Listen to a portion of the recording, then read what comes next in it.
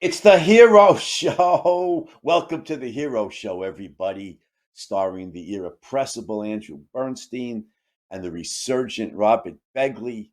I am Andrew Bernstein, and you are indubitably Robert Begley. How you doing today, Robert? Doing great, Andy. Really happy to celebrate a hero or heroine who was a towering figure in her day, but sadly, in recent decades, has become less familiar. The purpose of today's show is to bring her back front and center where she deserves. Right. And we're talking, of course, about Isabel Paterson, 1886 to 1961, who was from Canada, right? But is an American Yes, patriot. And it's appropriate. We're doing this show absolutely. on June 14th. It's Flag Day. And we have a special guest who's an Right. expert on Isabel Patterson. Robbie, you want to introduce him? Tim Sandefur, Toscon speaker. The man is incredible. He writes regularly for TOS book reviews, and he has a new book coming out, which we're going to promote towards the end of the episode. But for now, let's just welcome, Tim Sandefur. How are you doing today, Tim?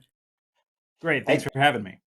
hi, Tim. Yeah, great to have you on the Hero Show, especially on such a worthy topic as Isabel Patterson and her who and one of her great achievements, of course, was the God of the Machine, which I just happened by chance Yes. to have a copy of it right here. Yes. So Yeah, really a path-breaking book, and one that Ayn Rand once said that it narrowly missed greatness, and I think she was right about that. There are passages of this book that are truly remarkable in the sense that Patterson is a woman who had no formal education, had hardly any education at all, basically self-taught. And in Hmm. this book, she anticipates the discoveries of some of the economists who came along only in the 1920s and 1930s. And but on the other hand, there are also passages of the book that are a little hard to follow, and that her argument needs some supplementation. But it really was one of the real cornerstones of the resurgence of interest in free market economics and individual liberty in the 20th century. right, and it's interesting Yeah. that in 1943, three women published Hmm. three brilliant books that really helped rebirth individualism. Ayn Rand's The Fountainhead, Isabel Patterson's God of the Machine, and Rose Wild Delane's The Discovery of Freedom. So, you know, And they all knew each it's other. They just were all friendly with one another, and they followed each other's work. And so this is that's the focus of my forthcoming book is on how these three women, their relationship, their Hmm. friendships, and ultimately their arguments with one another, and how they helped really open the door to a revival of interest in free markets toward the later part of the 20th century.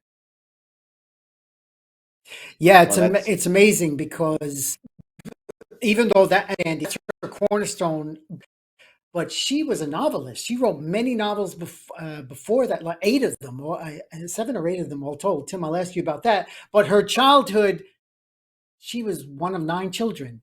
I have a reference for Yeah. that myself, coming from a big family in Canada, and she made her way to the U.S., did all kinds of odd jobs, and was had a streak of independence like from the get go. So what she was writing about came from her own experience. And one interesting thing that I noticed was born 1880, as you said, she experienced the depression of the 1890s. There was a economic depression, and she also experienced it in the 30s, and she lived through both, even though she was young for the first one, and she saw how fast the first one recovered because government stayed behind, and how long 13 years it lasted because government in the 1930s just kept pouring more and more statism into the depression, and that's one reason it lasted so long. So she went with units, with real life units in her writings. And but Tim, I know you want to talk a little bit about some of her novels. That's one thing you Yeah, mentioned all three prior. all So three of them ran. Rand, Lane, and Paterson were all novelists as well as nonfiction writers. And both what Lane and Paterson have in common, they were both born the same year, 1886, and they both grew up on the Western frontier. They're both children of the American prairie. And think about what it was like to live between 1886 and the 1960s. So, because Lane died in 61 and Paterson in 68. So these are women who remembered the Wright brothers' first flight at Kitty Hawk.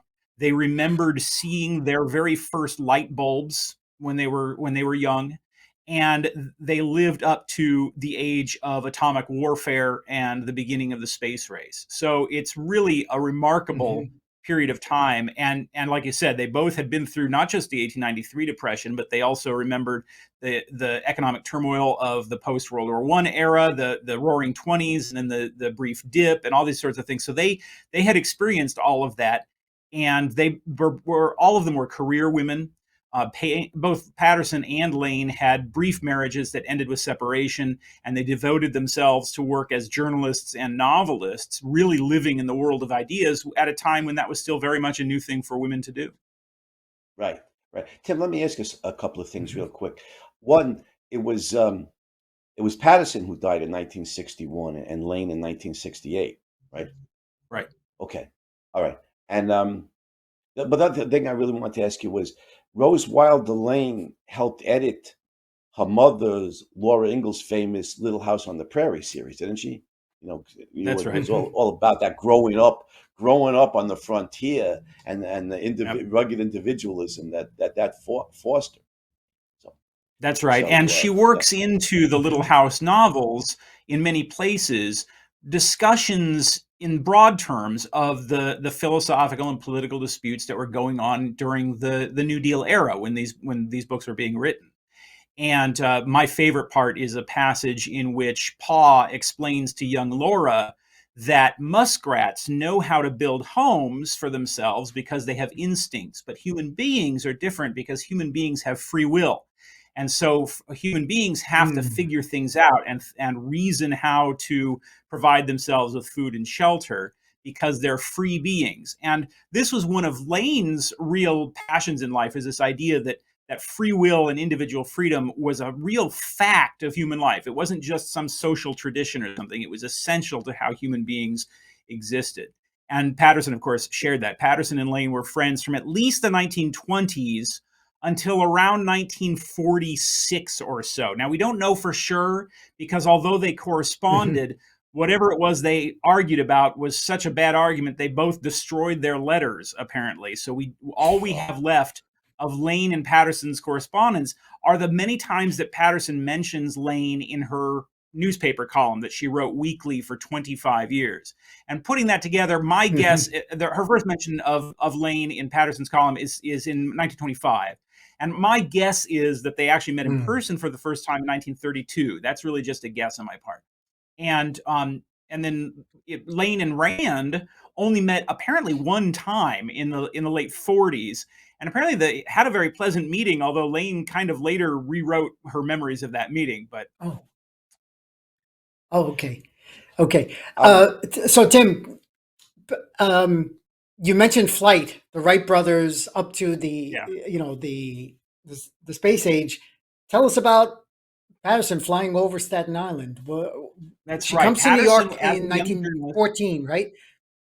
That's right. Now, we don't know a lot about Paterson's early life because her family moved around the Western frontier a lot when she was young. We know that she lived in New York, on the East Coast briefly, and then went out to San Francisco for a while, and then went back to the East Coast. And we don't know a ton about what she did before the 1920s, but we do know that she set a world record altitude record on a plane with Harry Bingham Brown, who was one of the daredevil pilots of the early age. The two of them flew together at 5,000 feet, which was the highest that a person had flown at that time. And Paterson mentions airplanes frequently in her newspaper column later on in life. She really hated the term lost generation, which is a term that literary scholars use for writers of her era. We're talking about people like Fitzgerald or Hemingway and so forth. And Paterson and Lane both are members of that generation. But Paterson hated that term she much preferred the airplane generation, because to her mind, that was really such a huge transformation in human life that she preferred to think of it that she was a member of the airplane generation. Interestingly, she Wow. also knew a lot of other interesting figures of that era. For instance, she worked for the sculptor Gutzon Borglum in the 20s. Borglum is best known Yes. for carving Mount Rushmore. At the time, he was working on Stone Mountain, the memorial to the Confederate generals at Stone Mountain, Georgia, and ended up resigning from that job because of fights with political authorities who were in charge of that project. And Patterson fondly recalled her time working with Borglum. So here's a person very interested in technology and ideas and art and philosophy, and just a real Renaissance woman, you might say. Yeah, definitely. St. John the Divine is where she met. I didn't know that she was a pilot. We've done hero show episodes on Amelia Earhart and on Jackie Cochran, both. I didn't know that Isabel Paterson goes in that and Howard category. Hughes. You know, I was talking about the aviatrix is Right. the great women pilot. Go ahead, Robert. Now, then I'll add this. I'll yeah. add that Lane claimed, and we don't really have any confirmation of this, but Lane claimed to have flown with Art Smith, the daredevil pilot, at the 1915 San Francisco Pan-Pacific International Exposition. She did write a biography of Art Smith. It was her first book, in fact. And so both of them were really fascinated by airplanes and this technological innovation. And this is a generation that not just airplanes, but they witnessed a huge technological transformation in their time, because in addition to airplanes, there was radio, there were automobiles, there was giant improvements in rail transportation. So you're talking about a generation that was very transformative. And one of the most indicative of things of that transformation was in 1920 census. The census of 1920 revealed for the first time that more Americans lived off farms than on them. Before that, most Americans had lived on farms. And of course, Elaine herself grew up on a farm. But this was a generation that witnessed a real transformation, moving to the cities and witnessing also, this is kind of Rand's particular interest, the boom in skyscrapers, the building, the real breaking through of what they call the second skyscraper revolution. The first, of course, was in the 1890s. People like Louis Sullivan in Chicago were starting to build skyscrapers. But in the 1920s, you see the construction of things like the Chrysler Building, and then in the 30s, the Art Deco movement and the beginning of the International style, all of which, of course, fascinated Rand. So, and in a way, those two things are similar, right? The art critic Robert Hughes said that the building of skyscrapers was a replay of the conquering of the Western frontier. It was just that it was conquering the skies instead of the West. I think that would have really appealed to Rand. I'm So sure. one thing, I'm real sure fast, Go ahead, Robert. Tim, I didn't know this, that she doesn't like the lost generation expression, and I'm happy, because I don't like that either. And calling it she's, because free will is so important to her. It's like, no, you're not lost. You have a choice to live the way you're going to live, and to be ambitious, and to all these things in life. And as you said, between the airplanes and the whole of the Roaring '20s was this explosion of creativity and new products that you just mentioned. But let's go, before we talk about the Herald Tribune, just say a little bit about the novels, because she had some historical novels in there, and that's a side of her that nobody really knows much about. That's right. Patterson wrote short stories and novels, and the novels she wrote some historical novels about medieval England. She wrote one about the fall of ancient Rome, which I think is relevant, by the way, later on to the writing of Atlas Shrugged. Patterson wrote a couple novels about life on the frontier in Canada and things like that. But her big breakthrough novel came in the 1930s. She wrote a book called Never Ask the End, which was written in this modernistic style. And there's not really a lot of plot to it. In fact, there's hardly any plot to it at all. It's mostly a book about what goes on in the minds of the characters. And it became a big bestseller because she was speaking about this generation that had grown up, now is looking back on the things that they witnessed in their lives, growing up on the Western frontier and seeing the beginnings of modernism. Incidentally, Rose Wilder Lane makes a cameo in the book very briefly as a character named Donna, who is portrayed as having grown up on the Dakota frontier and then gone on to worldwide fame as a singer. So, but yes, Paterson wrote several novels, all of which, of course, unfortunately, are forgotten today. But it was, and if her only nonfiction work, in fact, was *The God of the Machine*, her only nonfiction book. Should we talk about her career as a newspaper woman before we get to *The God of the Machine*? Because I certainly want to ask you questions about that book, because it's a great work. So in the I don't mid-20s, want to run out of time. Certainly. In the mid-20s, Paterson gets hired by the New York Herald Tribune, which was actually kind of a new newspaper, the merging of two newspapers. And she gets assigned a weekly column called Turns with a Bookworm in the weekend Great title. issues. There's these weekly book review issues like a lot of newspapers used to publish. And she has that column. Plus, in addition to that, she's writing articles and reviews and essays and things, both for that newspaper and for other magazines. But her main place of discussion is in Turns of the Bookworm. And it's like a gossip column. It's not a book review column, really. It's more like a gossip column about what it was like or what was going on in the publishing industry at the time. And it's written in this kind of, in a funny style. There's lots of ellipses between the sentences. And it reads kind of like reading a newswire. And it's gossipy and it's personal, and she tells about events that are going on. Well, as the New Deal begins, she starts to transition and start writing more about her political views, and things like the gold standard and the Social Security bill and things like that start working their way into her column, so that by the time that she and Ayn Rand meet, which is in the early 1940s, she's one of the most well-known anti-New Deal columnists in the country and a very influential book reviewer and expert on the publishing industry. And she wrote that article every week until the 1960s, or the late 1940s, 1949, when the column was finally canceled. So that's 25 years of weekly newspaper articles, in addition to her newspaper articles, reviews. She had a separate column also for a little while. And then, of course, her books. She continued to write novels and nonfiction at the same time. So she wrote a lot. Yeah, she was. So the column was signed IMP, right? Yeah. IMP. So do people know who she was, that she was a woman? Just going with the initials and not saying her full name? No, if they didn't know who she was at first, they probably didn't. That's Isabel Mary Paterson is what that stands for. If they didn't know at first, there were drawings that accompanied the column. The column was interspersed with little cartoons. I don't think anybody has ever figured out exactly who drew these cartoons, but she appears as a little character in these cartoons. They're just drawings of her like reading a book or doing something funny, interspersed with the text. So I think people figured it out. And then, after a few years, she was a very well-known figure indeed and was quoted by name in lots of newspapers and magazines. Her latest witticism in Turns of the Bookworm would sometimes make its way into other magazines and newspapers. So should we get to her, her crowning achievement? Let's do it. Yeah, let's move on. Mm-hmm. Yeah, which is an outstanding book.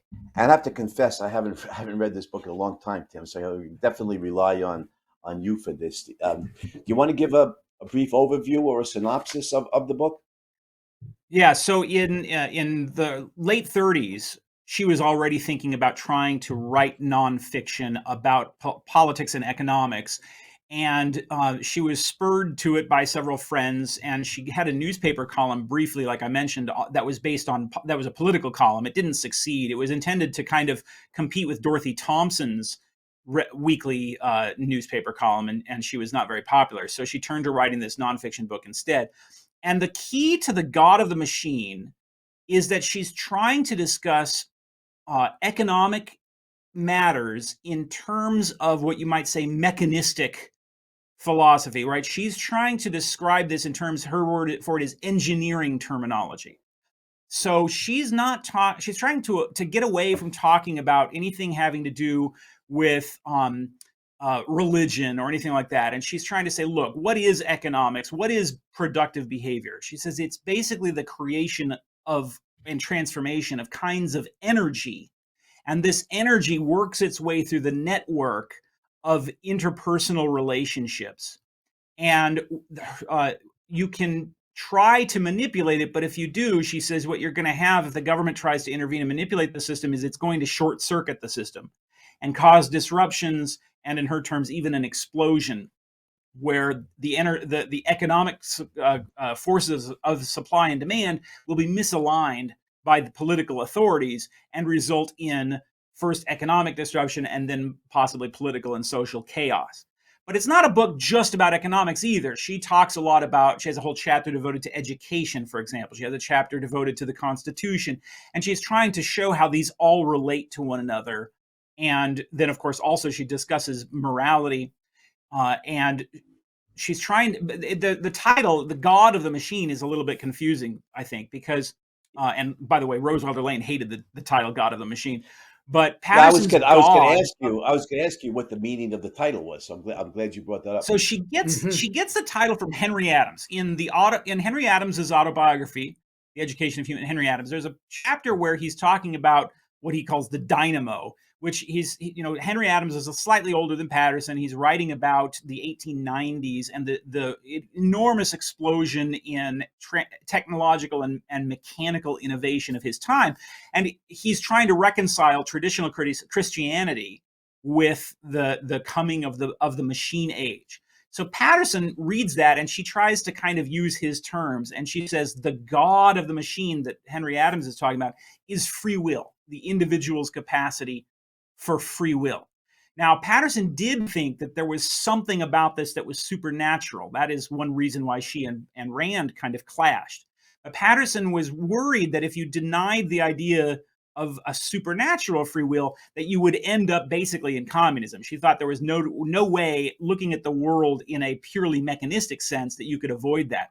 So in her view, the economy is kind of this, it is a machine for transforming energies, but the source of that energy is human innovation and creativity. And one thing that I think is interesting is, so you mentioned Rose Wilder Lane's book called The Discovery of Freedom. It was republished a few years later with a different title. It was republished as a book called The Mainspring of Human Progress. And the title Mainspring of Human Progress is synonymous, if you think about it, with God of the Machine. And those two things are roughly synonymous with fountainhead, right? The fountainhead in Rand's idea, Rand's title for the fountainhead. Individual creativity, right? It's the source of human ingenuity and thought. It's the reasoning Godhead of man. And so in a way, these books really are all about the same thing. They're all about trying to vindicate individual creativity and individual enterprise in a time, the 30s and 40s, when that was being very much downplayed. I mean, economists were saying individualism was obsolete. And that, and even Franklin Roosevelt gave a speech where he said, the day of the creator and the innovator has passed. And what we are concerned with nowadays is only the redistribution of wealth, because innovators can be dangerous, Roosevelt says. And Rand, Patterson, and Lane are all trying to write against that and say, no, we need innovators, we need individualism. Well, if you're trying to establish a collectivist dictatorship, innovators certainly can be dangerous. But right. I can. The goods are here. How did they get here? Somehow, right? Blank out. To quote somebody. Or as one of my favorite philosophers, Anthony de Jasse, says, socialists love slicing up the cake that nobody baked. Right. Yeah. Right. After I want to say real fast. After they sliced up the cake that was baked, they have no means to bake a new one. I'm sorry, Robert. Go ahead. It's okay. So from the intro, Ayn Rand in 1964 wrote a book review in The Objectivist for the God of the Machine, and it's reprinted in this version that both Andy and I have. And I just want one quick paragraph. The most important achievement of this book is Miss Patterson's definition of the nature of government, for a demonstration of the fact that the crucial difference between actions of government and of private individuals lies in the government's function as an instrument of force. Wow. Government equals force. George Washington's day, that has been said. We don't today. We see the effects of it. We hear that so forcefully, literally. Tim, you want to talk to that? Yeah. So Rand makes the point that that she emphasizes this a lot in her other writings also, that the real fundamental distinction is between coercive and non-coercive force, or non-coercive influences, right? In our lives day to day, we interact with other people and we have to make choices, and sometimes we face pressures in making those choices. And sometimes, particularly in the 30s and 40s, economists and scholars started arguing that those pressures were a kind of tyranny or a kind of oppression, right? If I want to buy a house and I can't afford it, then I'm not truly free, because I'm being, in a sense, tyrannized over or oppressed by not owning the house that I want. And if you think that, then of course the next natural step is, well, then the government should intervene to protect me by giving me the house that I want, or taking it away from somebody else, or whatever it might be. And what Paterson in this book does is she draws this line, and she says there's this fundamental distinction between coercion, which the government engages in, or which criminals engage in, and the government should stop them from doing that, and non-coercive pressures that we face, which are things like supply and demand and budgeting requirements and limited time, limited resources, and that sort of thing. And you always have to keep that distinction in mind. If you don't, then you end up with the morass of things like antitrust law, for example, which is very non-objective, where you can't really know what is and is not allowed, because all of that depends on what kind of pressures some judge is going to say reach the level of coercion. And since there's no way of doing that, you can't predict that because there is no principled difference there. You end up with vague and non-objective and ambiguous law that can be exploited to benefit those who are in power. So Rand is attributing to Paterson this very fundamental distinction between coercive and non-coercive pressures that is one of the fundamental bases for, as we said, free market or libertarian or free market liberal or whatever you want to call it, that variety of thinking, as opposed to, say, today's left and right, both of which, like we're hearing conservatives today, for instance, so-called conservatives, saying that Twitter is coercing me or is oppressing me or is taking my freedom of speech away because they're refusing to carry my tweets, when I have no right to have my stuff broadcast on Twitter any more than I have my right to have my stuff broadcast on a radio station or a TV show. And yet, by obscuring the difference between coercion that the government engages in and non-coercion that private companies like Twitter or Facebook or whatever engage in, we blur that distinction and we open the door to tyranny, because then the government can come in and say, well, we're going to nationalize Twitter and we're going to tell them that they have to do this and that and the other thing. And then you end up with, Franklin Roosevelt style New Dealing. And we see, Tim, to me, the most terrifying development in contemporary economics was establishing, however short-lived, a Ministry of Truth at Department of Homeland Security. I mean, that's overt censorship, right? The government was going to decide what's disinformation, that is, what's true, what's false, what can be said, what cannot be said, who can speak, who can not speak. And I think Isabel Paterson was prescient in this regard, in seeing that the governmental initiation of force, if not stopped, would logically lead to the abrogation of the First Amendment. And there's kind of an amusing example of that. I can give you a kind of an amusing example. So in 1936, Sinclair Lewis published "It Can't Happen Here." Sinclair Lewis was an enormous figure in American literature. He was by far the most influential writer in America in the 1920s, and his influence had not waned by the 1930s. For one thing, his wife was Dorothy Thompson, who was Rose Wilder Lane's best friend and possibly lover. Lane actually babysat for them when Sinclair Lewis won the Nobel Prize for Literature and had to go to Sweden to collect it.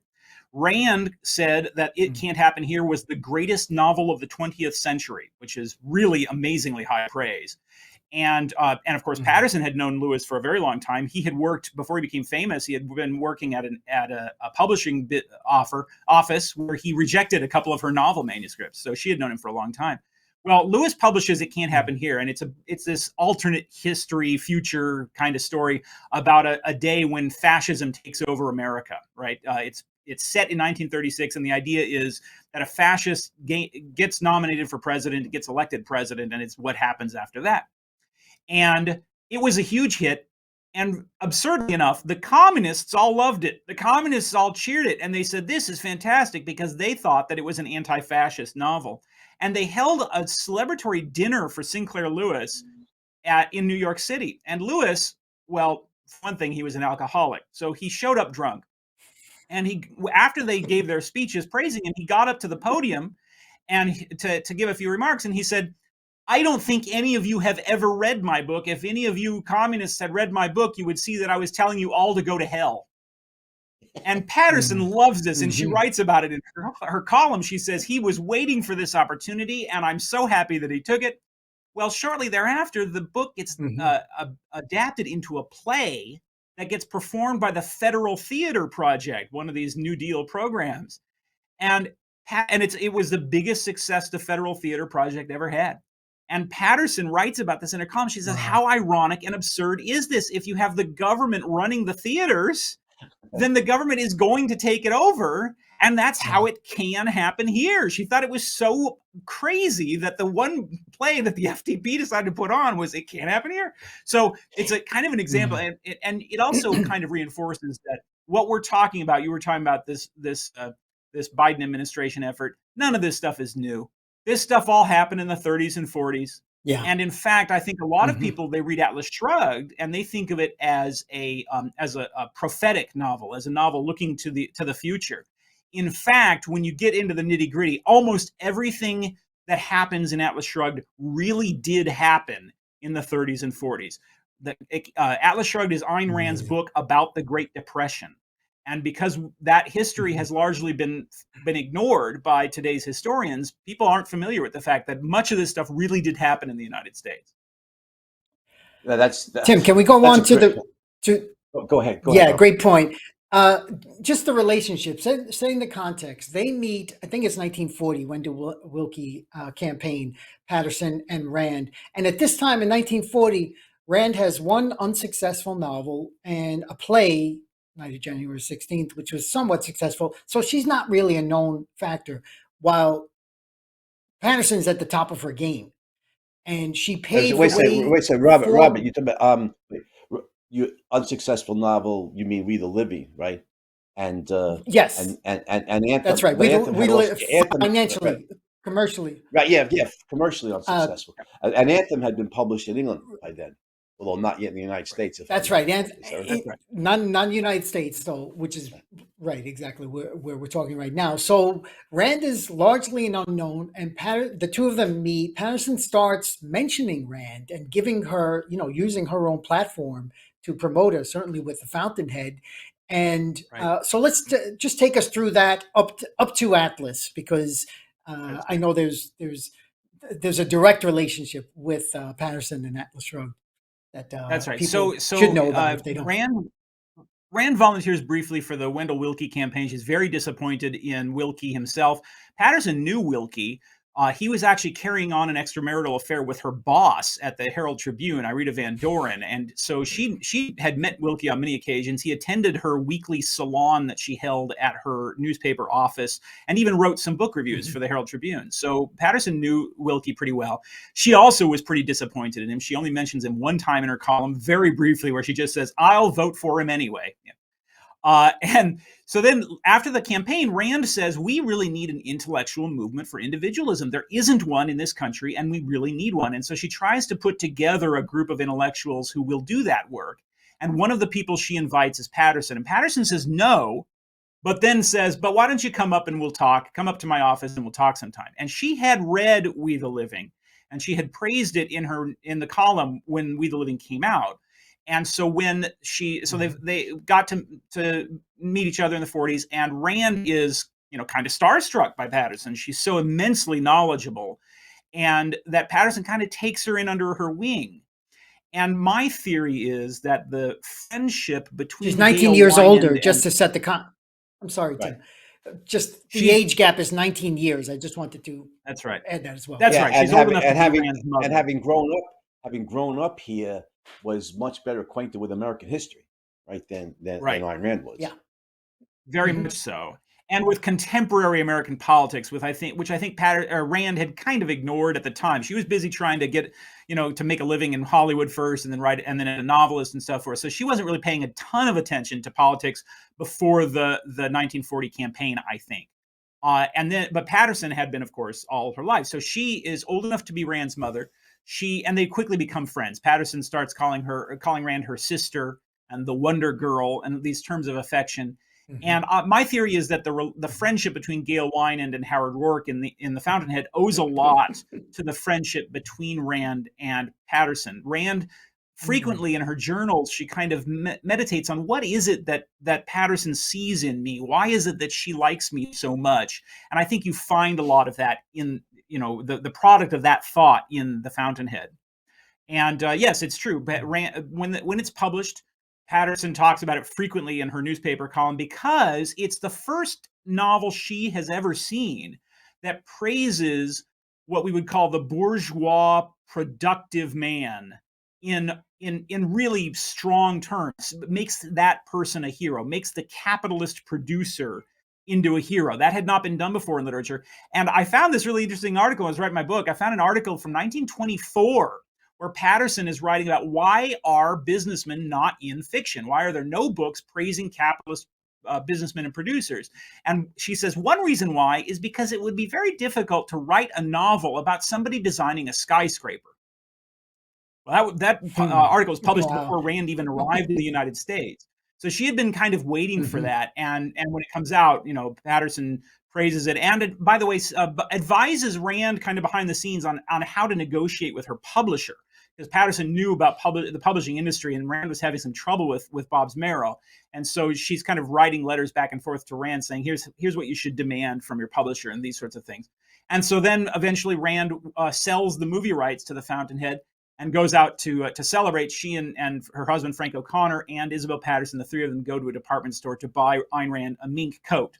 And, you still find pictures of Rand wearing her celebratory mink coat that Paterson helped her pick out. That's some great biographical information there, Tim. Thank you. What were you saying, Robert? So after the Fountainhead's published, there's a phone call between Paterson and Rand, and this is where Paterson is saying you should write a nonfiction because Rand is disappointed with the lack of good press for the Fountainhead. And Paterson's like, it's your duty to write this nonfiction work. And Rand is like, it's not my duty. What if the writers go on strike, right? And refuse to do that. Hangs up the phone, and her husband, Frank O'Connor, that would make a good novel, right? And then Frank O'Connor's like, yeah, that would make a good novel. You want to talk to that, Tim? So that's the legend, and I think that the story is a little more complicated than that. And I feel like I should probably save this so people are forced to buy my book to find out the whole story. I'll give you a preview. I got that Triumph of Liberty. So in 1938, there was an economic catastrophe, and what's called the Depression within a depression, or the Roosevelt recession. And what happened was, the Roosevelt administration imposed so many restrictions on the economy, things like the Social Security Act, the National Labor Relations Act, and these sorts of things, that the economy tanked worse in some ways than it had in 1929. And Roosevelt, of course, he's like, how can this be? My brilliant economic planning should have prevented all of this from happening. It must be a conspiracy of evil businessmen to go on strike.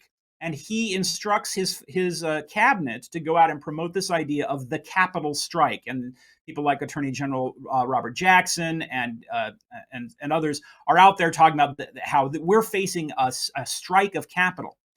And at that time, Paterson was writing her column, and she devotes a column to this. She says, this is nonsense. It's not a strike. It's just that the economy is being crippled by the New Deal, and that's all that's happening. Well, my theory is that the two of them began talking about this fairly soon. Rand and Paterson got talking about this early in their friendship, and that they discussed it at some length even before The Fountainhead was published, because Rand turns to writing Atlas Shrugged almost immediately after she finishes The Fountainhead. And the idea is what happens when the producers go on strike. And Rand, of course, shortly after selling the movie rights, she moves to Los Angeles to work on the movie in Hollywood of The Fountainhead.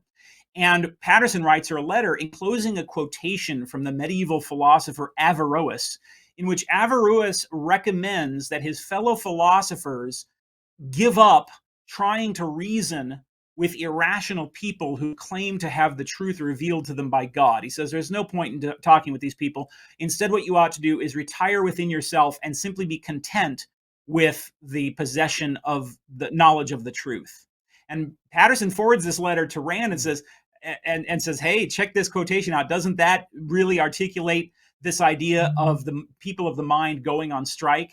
And Rand writes back and says, well, now I know I'm going to have to write Atlas Shrugged because you're going to make me. And over the course of the next several years, really, the two of them talk a lot about Rand's book. In fact, it was Paterson who helped inspire the character of Hank Rearden in the novel. Paterson gets a pre-publication copy of a book called Bootstraps, which is written by the president of Republic Steel, one of the steel companies that had been struck by unions in the late 1930s. And she's really shocked by this, that this book does not have, she says, this guy is a great businessman. He knows nothing about philosophy. And she sends a copy of this to Rand, and Rand reads it and writes a letter to the author and says, you need to know you're hated for your virtues, not for your vices. The real problem here is altruism. And my theory is that then that is kind of what inspires the character of Hank Rearden as a philosophically naive but intelligent and good businessman who is victimized by a morality, but he doesn't grasp the real key of that moral evil. So yes, Paterson was really involved in the writing of Atlas Shrugged, and she makes a cameo in the book, which I will discuss at TOSCon this year. Well, we don't want to give that away. Anything else? But before we run out of time, I want to come back to the God of the Machine for one point. But before we do that, before we do that, Tim, any other interesting tidbits about Paterson's influence on Ayn Rand, or anything else from her biography that you think is really important for viewers to know?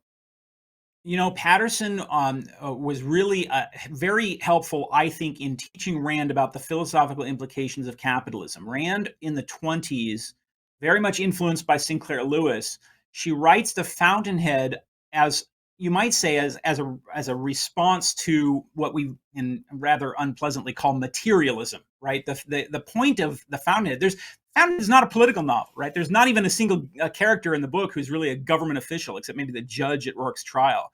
The Fountainhead is about artistic integrity versus the cheap fly-by-night, what makes box office mentality. And a lot of people at the time saw that as sort of an indictment of capitalism. And Rand, of course, takes a very different view, right?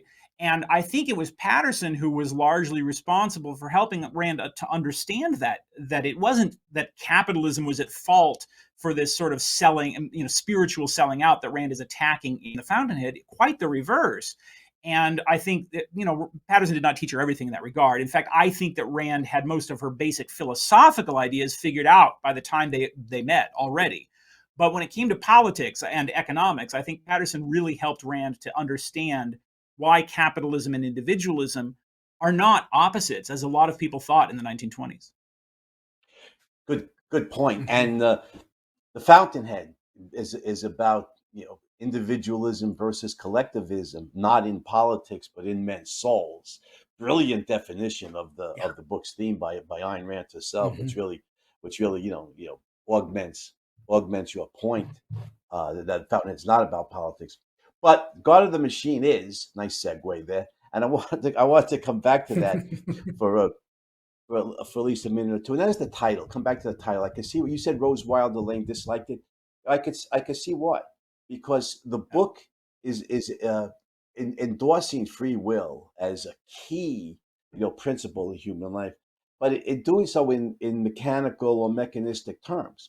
And in the history of philosophy, those are antipodes, right? I mean, mechanistic philosophy denies free will, and so without going deeply into the philosophy here, it denies free will, and so you can certainly make a good case, I think, that Paterson's title is misleading.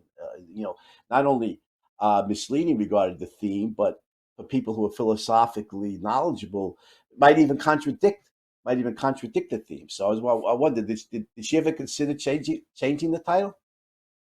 Not that I know of, but it is true that this was a real tension. I think with Paterson, Lane, and Rand, and between the three of them, that how do you reconcile free will with a mechanistic worldview? And Paterson and Lane both thought you just can't, and so they thought you have to appeal to something standing outside of nature. Now, none of the three considered themselves Christians, and all three of them rejected the morality of altruism. But Lane and Paterson could not quite get past the idea that there has to be something outside of nature, some special spark, or what philosophers call an élan vital, about human beings that could account for free will. And in response to that, Rand says, no, there's no need for an appeal to that. Man is just a creature of a certain nature, and among the qualities of that nature is free will. And what the source of that free will is doesn't really matter to Rand that much. She says that's basically a historical question about where this comes from. That doesn't really matter for my purposes, she says. Well, I'm concerned with the fact that man is a creature with free will, and therefore the proper way for him to live is, morality of self-interest, capitalism, et cetera, et cetera. So Rand doesn't really need to resolve that problem. There's a famous story about I think it was Pierre Laplace, the famous French mathematician, who, according to the legend, Napoleon asked him why he didn't refer to God in his mathematical equations at any point. And Laplace said, "Sire, I have no need for that hypothesis." And that was basically Rand's approach to the question, is that you don't really need any kind of supernatural entity to explain this stuff. Right. Right. I want to make a philosophic point here. Let me make a philosophic point, and that is, mechanistic is not the right concept or principle to contrast with religion, because mechanistic means machine-like, and in philosophy, what that means is, everything that happens in the universe happens in strict accordance with the laws of physics. It's, it's mechanical. It's a machine, like a machine, and therefore free will is out. So I think the better approach, that Ayn Rand brilliantly exemplifies, is take a naturalistic approach in contrast to a supernaturalistic one, because free That's will. exactly right. And in fact, I would argue that the real. Just let me finish. But Tim, let me finish this point real quick, please. That free will is part of human nature, and therefore is part of nature and the natural world. I'm sorry. Go ahead. Yeah, and I would argue that the if I had to object to something in the God of the Machine, it's that Paterson would have been better off using biological terminology than mechanical terminology in her book. Now, of course, we're talking about 1943, and the biology had largely not been done at that point. But really, the flaw in her book is, if any, is that it has this machine image or engineering image to her writing. And she insists, by the way, that this is not a metaphor. She insists this is literally the case. She is not trying to draw an analogy between the machine and the economy. Right. She is saying the economy is, in fact, a machine. And that does make a lot of sense, actually. But it would have been better, and I think modern economists would say that the economy is more like a biological environment than it is like a machine in a machine shop. Yeah, that's a good point, Tim. And in philosophy, Aristotle, who is the great biologist and whose philosophy is informed by all these references to health and life, right? Aristotle was only beginning to come into his own as recognized as the great biologist that he was, right? I mean, what's his name? Armand Marie Lois wrote The Lagoon, was published in 2013. The Aristotle's Lagoon. Really,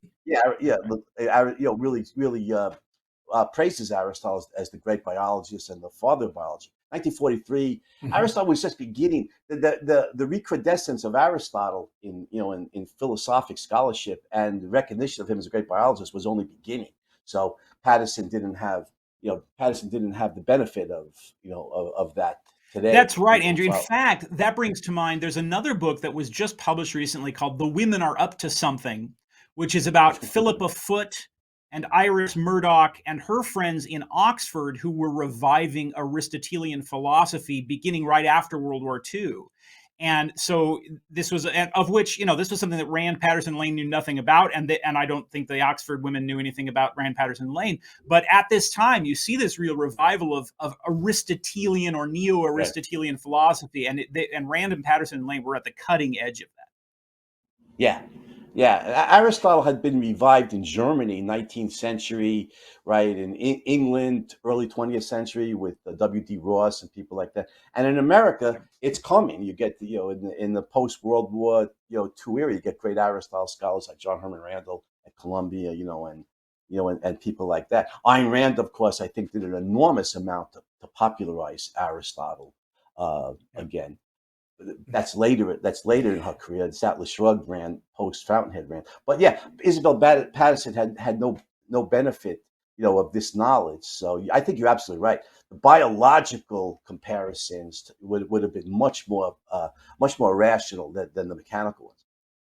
Yeah. So wrapping up her life story, the arc of, thanks, gentlemen.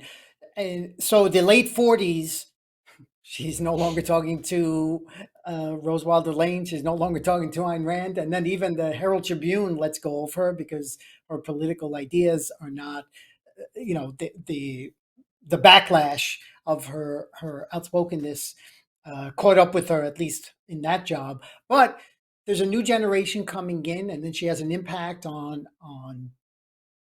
is it Leonard Read with Fee, founding Fee, and then unfortunately William Buckley with National Review. So she still continued to have this impact right up until, right up till the end. One thing, Tim, you corrected me once before. Tell me if this one is true about Social Security. She reached the age of Social Security and she refused to cash any of the checks. She put them in like an envelope. Social Security swindle, right? Is how she named it. So she went out on her own terms, had a full life, and went out on her own terms. If not, if not as popular as she was earlier in life. And one thing I'm happy about is there is this resurgence. We're going to show your book. There's another book that just came out recently, Women in Liberty, which covers real nice short article on Wilder. Carrie Ann wrote a piece here on Ayn Rand, so I recommend this book. And Tim, why don't you just close us out talking a little bit more about your book, when it's coming out, and anything else about TosCon that's not a spoiler. So yes, my book is called Freedom's Furies, and it's about Lane, Paterson, and Rand. The title comes from William F. Buckley once referred to Lane, Paterson, and Rand as the three Furies of libertarianism.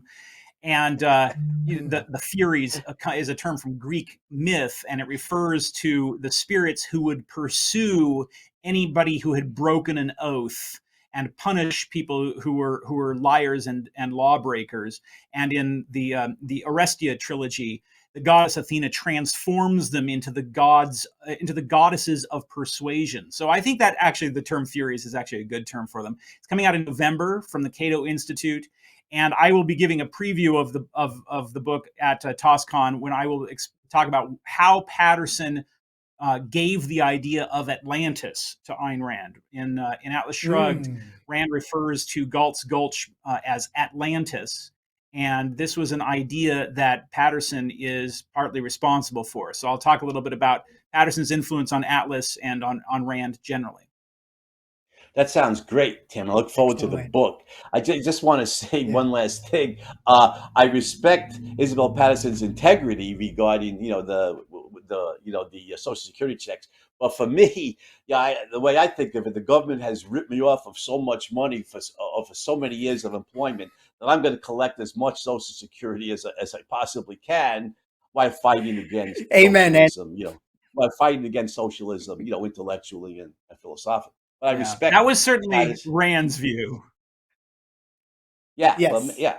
Makes sense. You give in enough, you deserve to get something back. Absolutely. Lane, meanwhile, decided that give in hell. Wait, give in hell, you get ripped off, Rose Wilder Lane, on the other hand, decided to just grow her own food. So if you're not willing to go out there and till the soil yourself, I don't think that path is available. I Mhm. hear you, Tim. Well, thanks very much for coming on the show, Tim Sandefur. Thank Yes. you. Freedom's Furies. I love the title, and and the Yes. subject, the three godmothers of modern day Hmm. individualism is a great topic. So I think we could strongly recommend this book, and I think we've done justice to one of those brilliant, godmothers or grandmothers Yes. of contemporary individualism. And I think we could salute Isabel Paterson for her achievements. Say thank you very much for promoting liberty and a culture devolving into collectivism. And so I think we Yes. can wish everybody to have a heroic day, everybody, and let's all strive to lead more heroic lives. And we'll see you again next week on the Hero Show.